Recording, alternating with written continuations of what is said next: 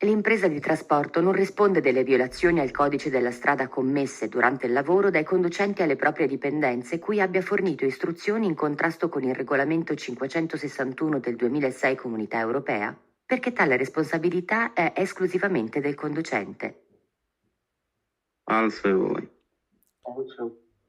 ফালসো, কারণ নর্মালভাবে উপরের কথাটা যদি পড়ি ওই ট্রুকো ইউজ করা লাগে না, যে এক্সক্লুসিভামেন্টে কথাটা আছে এটা ইউজ করার প্রয়োজন, উপরের কথাটা পড়লেই হয় যে l'impresa di trasporto se non risponde della violazione al codice della strada, ইসরাদার যে কদিচ অনুযায়ী যে আমরা যদি আইন ভঙ্গ করি, আইন ভঙ্গ করলে আমাদের যে শাস্তিটা দেওয়া হয় এটা কিন্তু সবাই পায়, শুধুমাত্র হচ্ছে ড্রাইভার পাবে এরকম না।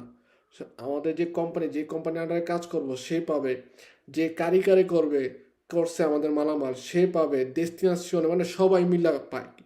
শাস্তি সবার মধ্যে ভাগ বটরা করা হয় হিসাবে যদি আমরা চিন্তা করি। তো এখানে বলছে যে ইমপ্রেজার ট্রান্সপোর্টে কোনো ধরনের রিসপন্ডারে করবে না, তো এই কারণে হচ্ছে ফালসো। Il regolamento 561 del 2006 della Comunità Europea stabilisce che il periodo massimo di guida settimanale è di 56 ore e che la guida non deve superare le 100 ore nell'arco di 2 settimane consecutive. Falso. ফালসো। ওকে,